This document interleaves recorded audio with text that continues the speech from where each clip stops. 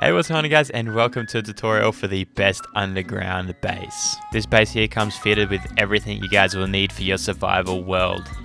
There's over 56 double chests in your storage room, an enchantment room, of course a bedroom, brewing and smelting area. Of course we have our animals as well, so we got a cow and sheep farm and a wheat farm. And we cannot forget our custom nether portal.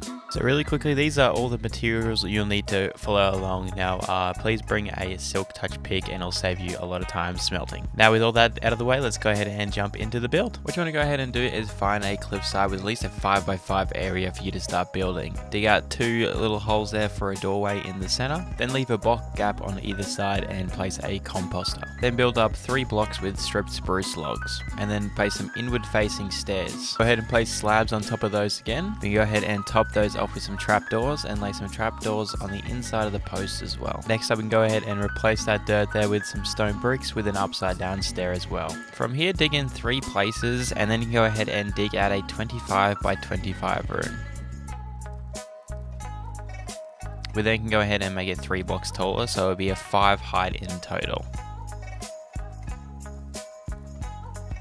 So now that you have everything inside cleared out, you can go ahead and use the stone you gathered to make some stone bricks and encase the entire wall. So everything now will be like a 23x23 inside the base if you've done it correctly. Okay, so coming 6 blocks from the back wall, go ahead and place a composter. Now on the first set of rows, leave 5 blocks in between.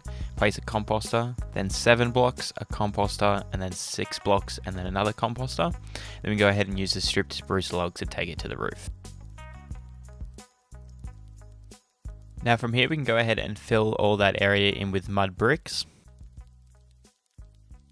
And then we can go ahead and add in some stairs as well. Now from here, you want to go ahead and use some chiseled stone and place it in all 4 corners of the intersection. Add in some stone bricks in between on the left and right hand side, and then go ahead and fill this in with some stone walls. And go ahead and repeat this on the other divider. Now from here we can go ahead and place 2 stone walls on either side on the middle section and place in 2 fence gates on either side as well. Then we can use some stripped spruce logs and take it all the way to the roof. Go ahead and add in some lanterns for some extra lighting. Then you can go ahead and add a little divider there with some spruce fences. Go ahead and remove some of the mud bricks there and place in some grass blocks. We can go ahead and add in our cows and sheep with a couple of cauldrons in the back corner for some water troughs for them. Now moving on to the left section, you go ahead and remove a middle block there, place in a water source, cover it with some trapdoors, and then go ahead and place some dirt around as well. You can use some lanterns on the either side there for some extra lighting, and then we can go ahead and add our wheat. Now coming over to the smelting section, we can go ahead and just add in a little lantern there, add some blast furnaces and regular furnaces with some chiseled blocks in between. Of course, we need a crafting table in there, so go ahead and plop one of those down. And now for the brewing area, just go ahead and use some spruce stairs and lay them upside down to make a little bench, connecting it with some trapdoors. On the back wall, you can go ahead and place some soul sand with some nether wart. And then I went ahead and added a couple of trapdoors as kind of like supporting beams for our chests. You can add in some spruce stairs upside down and a trapdoor to tidy up that area. And I added a few item frames with a few different potions in there just for some aesthetic purposes. Now for this front area archway, we want to go ahead and place in some upside down spruce stairs, going next to those with some slabs and then trapdoors in the middle. Then we go ahead and trapdoor all the way down the inside of the posts as well. We then can go ahead and repeat this on all the same process as well, just adding a little bit more trapdoors if we need them. Now for the roof design, go ahead and remove 1 layer, add in a layer of spruce planks, and next layer you want to go ahead and add in some spruce slabs, and then go ahead and remove 2 more blocks, place a lantern up there, and then trapdoor over top as well.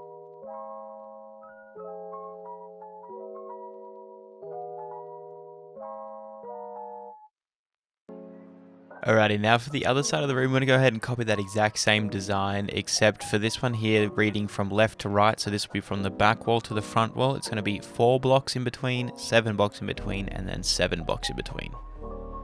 Now for the enchanting room, go ahead and placing your enchanting table in the middle, surround it with the bookshelves that we need. We can go ahead and use some chiseled blocks on the right and left side as well for this one, and placing some stone walls to finish that off. I went ahead and added in some spruce trapdoors at the back side there as well, with 3 bookshelves and a few leaves. Now on the side of this here, you can go ahead and add in your anvil and a chest, and later on I come back with a grindstone as well, so you can go ahead and add in one of those if you'd like it now as well. And just for this one here, we do the same roof design again as well, so that's the spruce planks with the slabs and then the trapdoors with hidden lighting. Now from here, go ahead and dig out the back wall 3 blocks further. The very last row, place in a row of glowstone. Then we can go ahead and fill in that back wall with some stone walls. Then we go ahead and add in all of our double chests.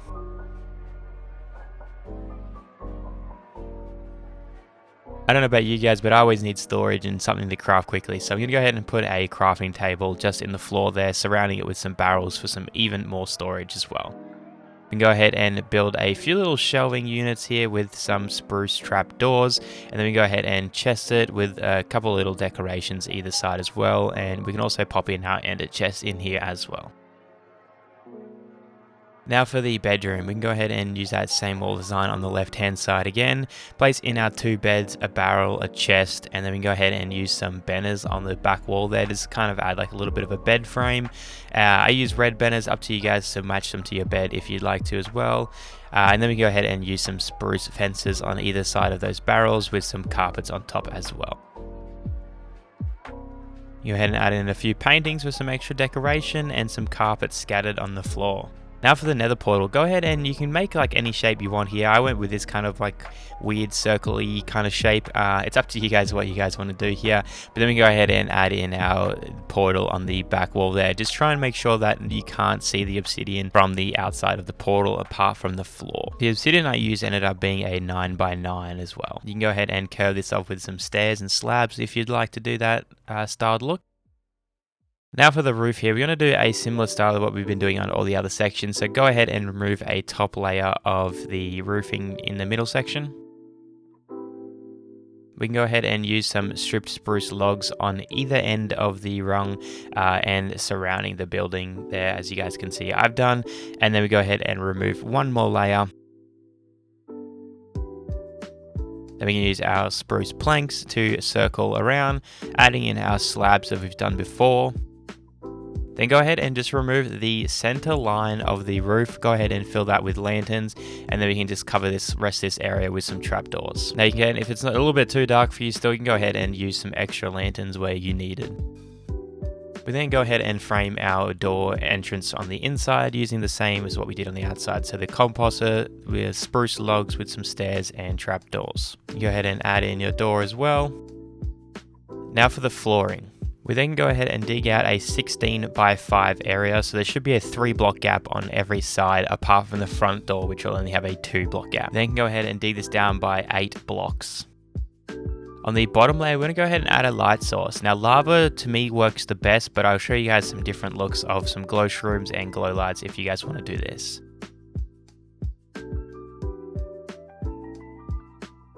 From here you can alternate glass blocks, so I use lime green and just standard green, and obviously you just want to do light, dark, all the way up to the top.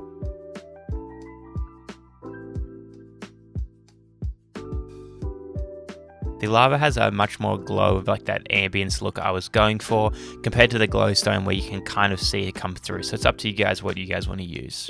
Next up, we can go ahead and remove one layer on the outside and place in some mud bricks, and then we can go ahead and fill in the rest of the areas with some stone bricks.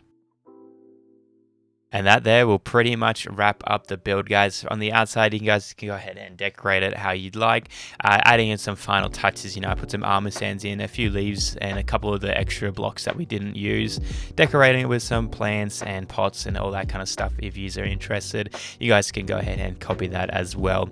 But hopefully you guys enjoyed this tutorial. If you did, don't forget that like button and subscribe, and I'll be seeing you guys in the next video.